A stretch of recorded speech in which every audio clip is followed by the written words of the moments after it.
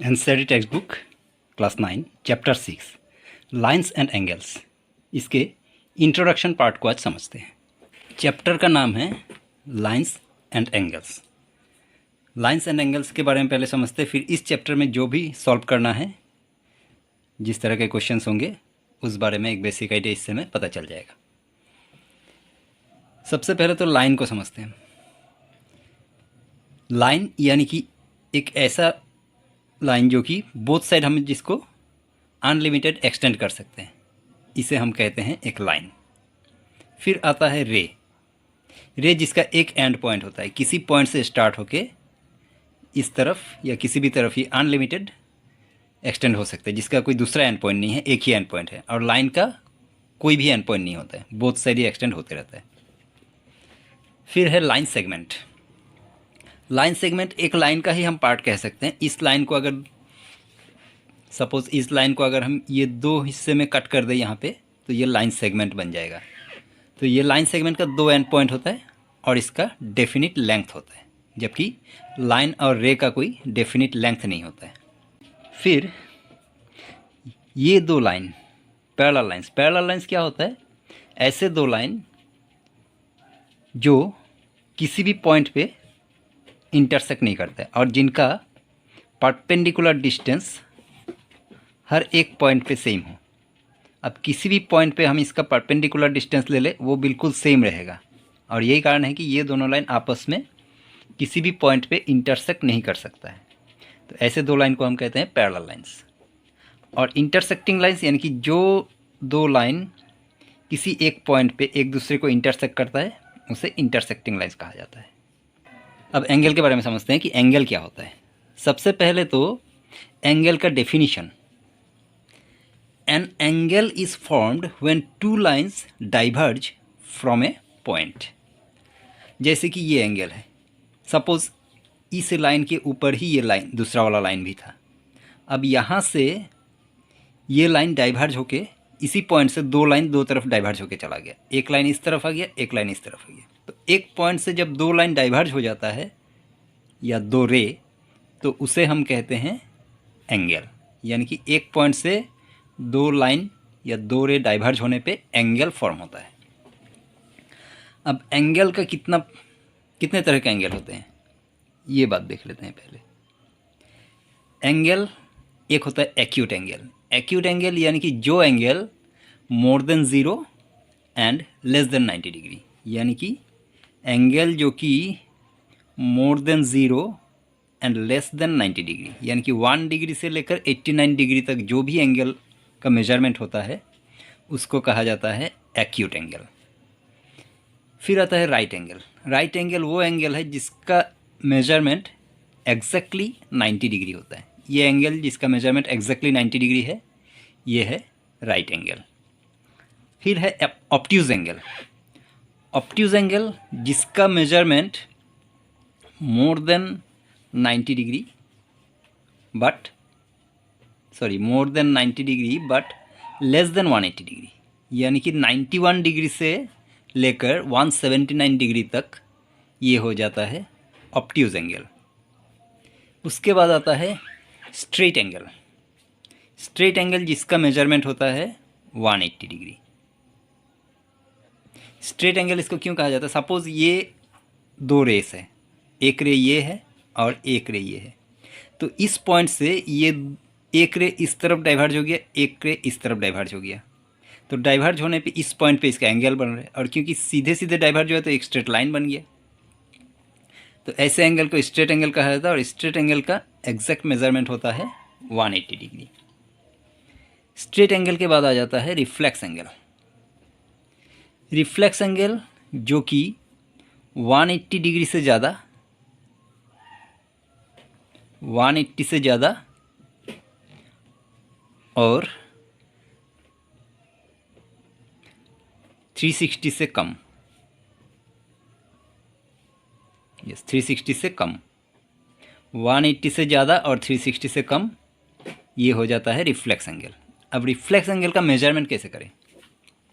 अब इसका जो ये अंदर वाला हिस्सा है, सपोज ये अगर 40 डिग्री है, तो फिर हम 360 से 40 को माइनस करके रिफ्लेक्स एंगल को फाइंड आउट कर सकते हैं। ये पीछे से घूम के अगर एंगल आता है, सपोज़ ये दो लाइन यहाँ पे डाइवर्ज हुआ है, इसको हम इस तरह से कैलकुलेट करें तो ये अंदर वाला एंगल आ जाएगा। लेकिन इसी डाइवर्जन को हम अगर बाहर से कैलकुलेट करें तो ये हो जाएगा रिफ्लेक्स एंगल। और रिफ्लेक्स एंगल का मेजरमेंट हमेशा जो इंटीरियर एंगल अंदर वाला एंगल है, इसमें 360 में से इस एंगल को माइनस करने से तब ये हो जाता है रिफ्लेक्स एंगल। फिर है कंप्लीट एंगल। कंप्लीट एंगल यानी कि 360 डिग्री।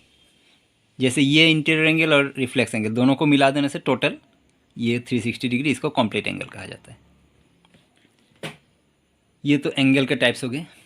अब है पेयर ऑफ एंगल्स, यानी कि दो या उससे ज़्यादा एंगल अगर हो तो वो किस फॉर्म में हो सकता है। जैसे कि ये है, यहाँ पे एक एंगल ये है, एक एंगल ये है और एक एंगल ये है। ऐसे आसपास का जो दो एंगल है, इन दोनों एंगल को कहा जाता है एडजेसेंट एंगल। एडजेसेंट एंगल होने के लिए उसमें एक रे कॉमन होना जरूरी है। अब जैसे इसमें ये वाला रे, इन दोनों एंगल के लिए ये रे और ये रे कॉमन है, ये एंगल और ये एंगल, ये रे दोनों एंगल में कॉमन है। तो ऐसे दो एंगल को एडजेसेंट एंगल कहा जा सकता है। उसका सिर्फ रे कॉमन होना जरूरी नहीं, बल्कि उसका जो वर्टेक्स है, मतलब जो डाइवर्जन पॉइंट है, वो भी सेम होना चाहिए। इसी पॉइंट से डाइवर्ज होके तब जाके ये, अब जैसे ये एंगल और ये एंगल, इन दोनों को हम एडजेसेंट एंगल नहीं कह सकते, क्योंकि इसका कोई रे कॉमन नहीं है। इसके लिए ये एंगल है, इसके लिए ये एंगल है, इसका वर्टेक्स तो सेम है पर कोई कॉमन रे नहीं है, तो फिर ये दोनों एडजेसेंट नहीं है। ये दोनों एडजेसेंट है, ये दोनों एडजेसेंट है, तो ये हो गया एडजेसेंट एंगल। उसके बाद आता है लीनियर पेयर। लीनियर पेयर एक स्ट्रेट लाइन है, उसके ऊपर अगर एक लाइन और खींच दिया जाए तो यहाँ पे दो एंगल फॉर्म होता है। ये दोनों ही एडजेसेंट एंगल है। ये जैसे एडजेसेंट है, ये दोनों भी एडजेसेंट एंगल है। लेकिन जब दो एडजेसेंट एंगल का मेजरमेंट 180 डिग्री होता है तो ऐसे दो एडजेसेंट एंगल को लीनियर पेयर कहा जाता है। क्योंकि इस एंगल को, सपोज यहाँ से अगर हम इस एंगल का मेजरमेंट देखें तो ये स्ट्रेट लाइन है, यानी कि ये 180 डिग्री होगा। तो फिर ये दोनों एंगल को मेजर करने से 180 डिग्री ही आएगा, क्योंकि इस पॉइंट पे ये 180 डिग्री है। तो लीनियर पेयर में ये दो एंगल, सपोज यहाँ पे अगर एक और रे खींच दिया जाए तब यहाँ पे 1, 2 और 3 एंगल हो जाएगा।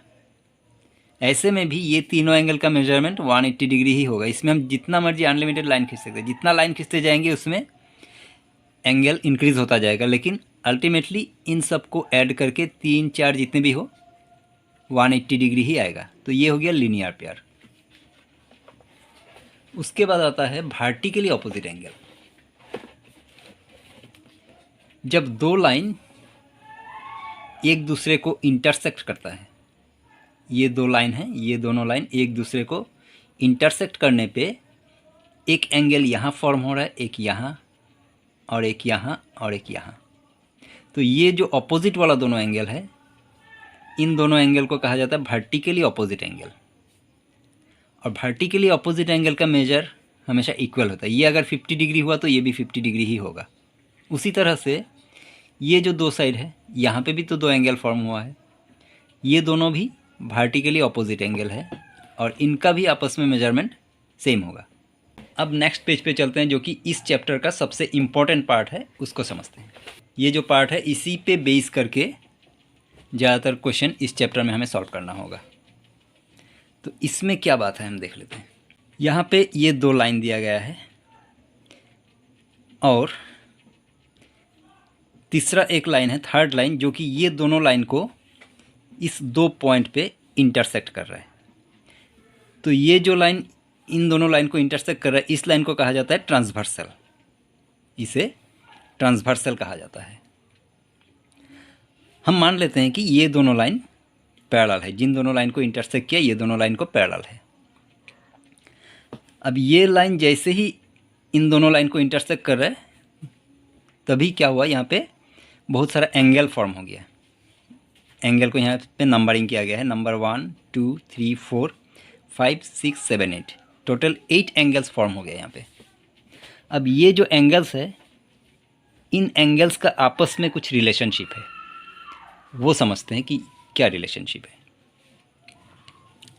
अब जैसे कि ये वाला एंगल, एंगल 1 एंड एंगल 5, ये एंगल कुछ इस तरह से बना हुआ है और ये भी इसी तरह से बना हुआ है, यानी कि ये जैसे सपोज़ इस तरह ये मूवमेंट है इसका, इस एंगल का इस तरह से इस तरह मूवमेंट है और इसका भी।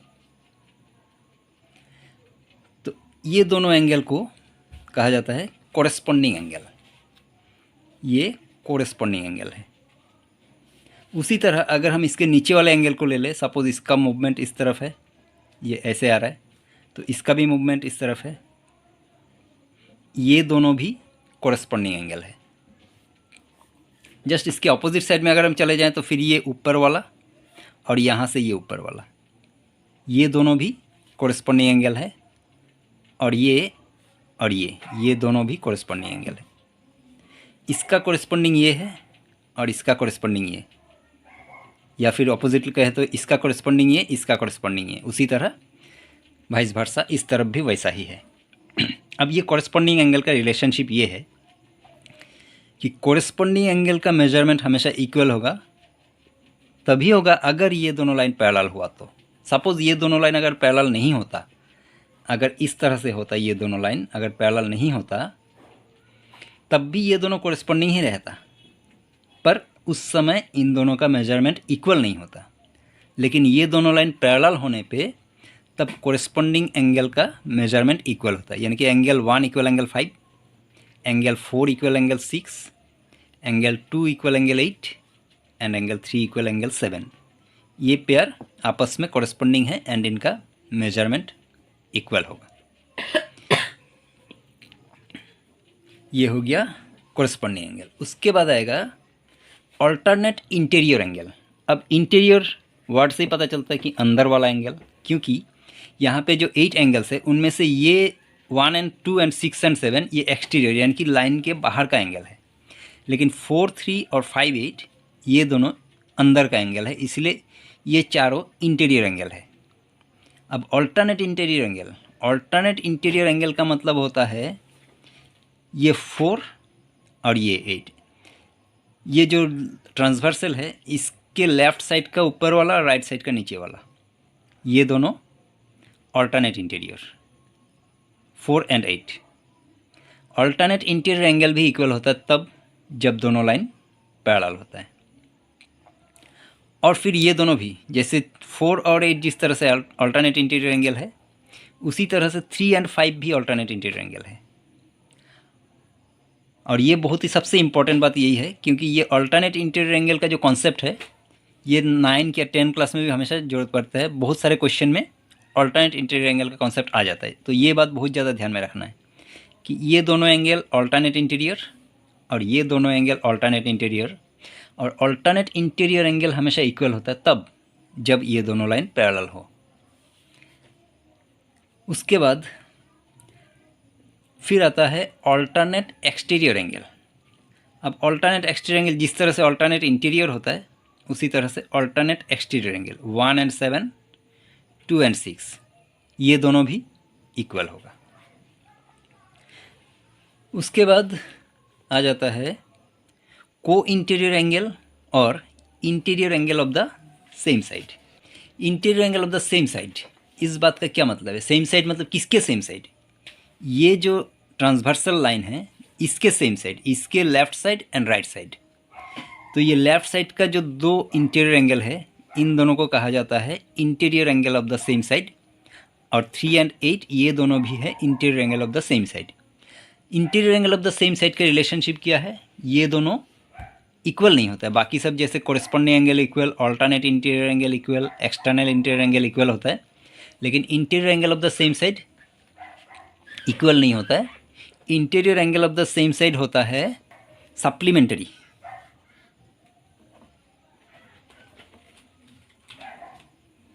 सप्लीमेंट्री यानी कि ऐसे दो एंगल जिनका मेजरमेंट सम ऑफ मेजरमेंट जिनका होता है 180 डिग्री, ऐसे एंगल को हम सप्लीमेंट्री एंगल कहते हैं।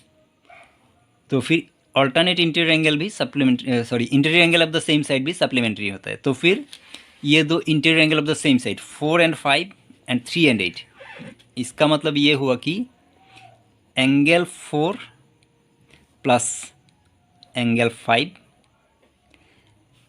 इक्वल 180 डिग्री, और फिर एंगल 3 प्लस एंगल 8 इसके इक्वल भी 180 डिग्री ही होगा। तो यही था 6 चैप्टर का इंट्रोडक्शन पार्ट। ये कॉन्सेप्ट अच्छी तरह से समझ लेने से तो हम ये चैप्टर को आगे सॉल्व कर सकते हैं। Thank you very much.